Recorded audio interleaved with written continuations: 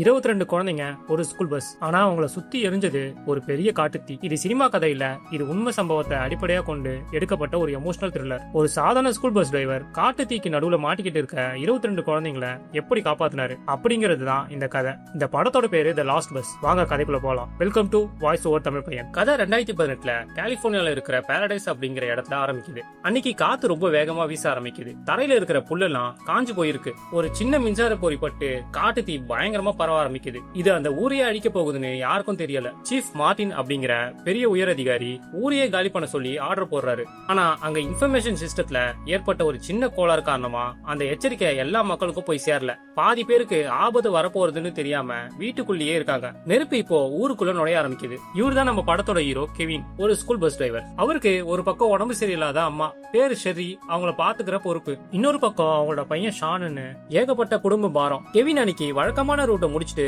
Bus சர்வீஸ்க்கு விடலான்னு plan பண்றாரு. ஆனா விதி வேற மாதிரி யோசிச்சிருக்கு. கொஞ்ச நேரத்திலேயே கெவினுக்கு வெட்டரி ஹாஸ்பிட்டல் இருந்து கால் வருது. வீட்டு வளர்ப்பு நாய்க்கு உடம்பு சரியில்லை, அதோட மெடிக்கல் டெஸ்ட் ரிப்போர்ட் வந்திருக்கு, அதுக்கு கேன்சர் இருக்கிறதாவும் உடனே ஹாஸ்பிட்டல் கூட்டிட்டு வர சொல்றாங்க. இதுக்கு நடுவுல அவங்க பையன் ஷானுக்கும் கெவினுக்கும் நிறைய மனஸ்தாபம். ஏன்னா அவங்க அம்மா லிண்டாவும் இவரும் ஒன்னா இல்ல, ஒரு சண்டையில பிரிஞ்சிட்டாங்க. கெவின் ட்ரீட்மெண்ட்டுக்காக அவங்க வீட்டு நாய வெட்டனரி ஹாஸ்பிட்டலுக்கு கூட்டிட்டு போயிட்டு இப்போ வேலைக்கு போக லேட் ஆகுது. பஸ் டிப்போல வேலை இருக்கிற நேரத்துல கெவின் லேட்டா வந்ததுக்காக அவரோட பாஸ் ரூபி செமையா திட்டுறாங்க. காட்டுத்தீ பரவிட்டு இருக்க நேரத்துல ஏன் இவ்வளவு பொறுப்பு இல்லாம இருக்கிறேன்னு கேக்குறாங்க. கெவினுக்கு அவரோட குடும்பமா இல்ல வேலையாங்கிற தர்ம சங்கடம் வருது. ஆனாலும் அவர் அசரல. இப்ப அப்படியே பாண்டரோசா எலிமெண்டரி ஸ்கூல் 22 பசங்களும் அவங்க டீச்சர் மேரியும் ஸ்கூலை விட்டு வெளியே வர முடியாம மாட்டிட்டு இருக்காங்க. மத்த டிரைவர் யாரும் வர முடியாத நிலைமையில ரூபி நம்ம கெவின் கிட்ட ஹெல்ப் கேக்குறாங்க. அந்த சின்ன பசங்களை காப்பாத்த கெவின் அந்த ஆபத்தான இடத்துக்கு போக சம்மதிக்கிறாரு. இப்போ கெவின் அந்த ஸ்கூல் பஸ் எடுத்துக்கிட்டு வேகமா போறாரு. ஒரு பக்கம் பாஸ் கிட்ட இருக்கிற கெட்ட பேரை மாத்தணும், இன்னொரு பக்கம் அந்த சின்ன பசங்களை எப்படியாவது காப்பாத்தணும். ஆனா வெளியே ரோட்ல டிராபிக் பயங்கரமா இருக்கு, யாருமே நகர முடியல. கெவின் எப்படியோ அந்த ஸ்கூலுக்கு போறாரு. அந்த டீச்சர் மேரியும் பசங்களும் பயந்துட்டு இருக்காங்க. பசங்களை பஸ்ல வேக வேகமா ஏத்துறாங்க. கண்ணுக்கே எதுவும் தெரியாத அளவுக்கு கரும்போக. பத்திரமா கூட்டிட்டு போயிடுவேன், என்ன நம்புங்கன்னு டீச்சர் மேரி கிட்ட கெவின் வாக்கு கொடுக்கறாரு. ஆனா வெளியில இருக்க நிலைமை அவர் நினைச்சதை விட ரொம்ப மோசமா இருக்கு. நெருப்பு இன்னும் வேகமா பரவாம இருக்க டவுன் முழுக்க கரண்ட கட் பண்ண சொல்றாரு சீஃப் மார்டின்ஸ். ஆனா அந்த மெசேஜும் சரியா போய் சேராததால பல இடத்துல சப்ளை இருக்கிற கரண்ட் ஒயர்லாம் கீழே விழுந்து கிடக்குது. இது கெவின் பஸ் ஓட்டிட்டு போற வழிக்கு ஒரு பெரிய தடையா மாறுது. டீச்சர் மேரி பஸ்ஸ வேற ரூட்ல விட சொல்றாங்க. ஆனா கெவினுக்கு தெரியும் அந்த ரூட் சேஃப் இல்லன்னு. ரெண்டு பேருக்கும் இடையில சின்ன ஒரு வாக்குவாதம் நடக்குது. போன் சிக்னல், ரேடியோ கான்டாக்ட் எல்லாமே கட் ஆகிடுது. இப்ப அந்த காட்டுக்குள்ள அவங்க ரெண்டு பேர் மட்டும் தான் அந்த பசங்களுக்கு ஒரே நம்பிக்கை. அவங்க இருக்கிற பாரடைஸை விட சிக்கோ அப்படிங்கிற இடம் தான் இப்போதைக்கு பாதுகாப்பானது. அதனால பஸ் அந்த பக்கம் திருப்ப முடிவு பண்றாங்க. வழியில டாபின்னு ஒரு பையன் பயந்து அழறான். கெவின் அவங்க கிட்ட பேசி சமாதானப்படுத்துறாரு. அந்த பையனை பார்க்கும்போது கெவினுக்கு அவரோட பையன் ஷான் ஞாபகம் வருது. வெளியே என்ன நடக்குதுன்னு தெரியாத அளவுக்கு கருப்பு போக பஸ் சுத்திக்குது. கெவினுக்கு ரோடு கூட சுத்தமா தெரியல. இந்த நேரத்துல ஒரு தப்பான முடிவு எடுத்தாலும் பஸ் நேரம் நெருப்புக்குள்ள போயிடும். கெவின் ரொம்ப நிதானமா வண்டியை ஓட்டுறாரு. நெருப்பு ஒரு பக்கம் துரத்துனா இன்னொரு பக்கம் சில ஆயுதம் ஏந்திய தேடங்க பஸ்ஸ மறிக்கிறாங்க. ஊரே அழியிற நேரத்துல கொள்ளடிக்க பாக்குறாங்க. கெவின் பயப்படாம சாமர்த்தியமா அந்த கும்பல் கிட்ட இருந்து பஸ்ஸை வேகமா ஓட்டி தப்பிக்கிறாரு. கொஞ்ச தூரம் போனதும் வெளியே இருக்கிற சூடு தாங்க முடியாம பஸ்ஸோட ஏசி திடீர்னு ஸ்டாப் ஆயிடுது. அதுக்கு பதிலா ஏசி வெண்ட் வழியா புகை உள்ள வர ஆரம்பிக்குது. பசங்க எல்லாமே மூச்சு விட முடியாம திணற ஆரம்பிக்கிறாங்க. இப்போ பஸ்ஸோட நிலைமை ரொம்ப மோசமாகிட்டே போகுது. இப்ப பசங்க தாகத்தால தவிக்கிறத பார்த்து டீச்சர் மேரி துணிச்சலா ஒரு முடிவு எடுக்கிறாங்க. பஸ்ஸை விட்டு கீழே இறங்குறாங்க. சுத்தி நெருப்பு, எரிஞ்சாலும் பரவாயில்லன்னு எங்கேயாவது தண்ணி கிடைக்குமான்னு தேடுறாங்க. இது ஒரு பயங்கரமான ரிஸ்கான வேலை தான். ஆனா அந்த பசங்களுக்காக அவங்க செய்யறாங்க. மேரி எப்படியோ ஒரு கேரவன்ல இருந்து தண்ணி கேனை எடுத்துட்டு வெளியே ஓடி வராங்க. அங்க இருந்த ஒரு ப்ரொபான் டேங்க் பயங்கரமா வெடிக்குது. அந்த அதிர்வுல மேரி தூக்கி வீசப்படுறாங்க. அவங்க சின்ன காயங்களோட உயிர் தப்பிச்சு கையில கிடைச்ச தண்ணியோட ஓடி வராங்க. இப்போ டிப்போல இருக்கிற ரூபிக்கு கெவினோட ரேடியோ கான்டாக்ட் மொத்தமா கட் ஆகிடுது. கெவின் என்ன ஆனாரு, பசங்க உயிரோட இருக்காங்களா இல்லையா அது தெரியாம ரூபி ரொம்ப பதற்றமா இருக்காங்க. ஆனா கெவின் மேல அவங்களுக்கு ஒரு நம்பிக்கை இருக்கு. பஸ் போற பாதையில முன்னாடியே நெருப்பு பின்னாடியே நெருப்புன்னு ஒரு கட்டத்துல நடுவுல மாட்டிக்கிறாங்க. தப்பிக்க வழியே இல்லாத மாதிரி ஒரு சூழல். கெவின் இப்போ ஒரு பெரிய முடிவை எடுக்க வேண்டிய கட்டாயத்துல இருக்காரு.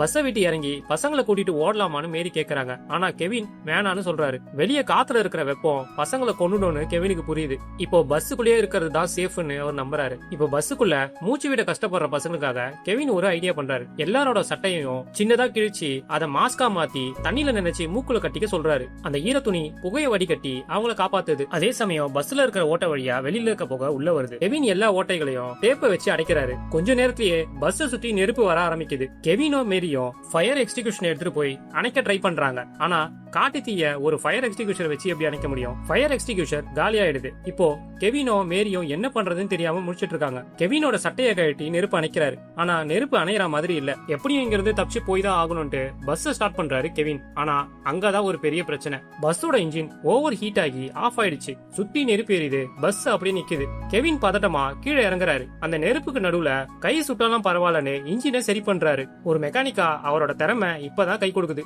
ஒரு வழியா இன்ஜின் ஸ்டார்ட் ஆகுது. ஆனா கெவினோட கை முழுக்க தீக்காயம். அந்த வலியோட மறுபடியும் டிரைவர் சீட்ல வந்து உட்கார்றாரு. முன்னாடி ஒரு மிகப்பெரிய நெருப்பு சுவர். அதாவது ஒரு மலையே எரிஞ்சு ரோடு முழுக்க நெருப்பு குழம்பா கொட்டிட்டு இருக்கு. வேற வழியே இல்ல.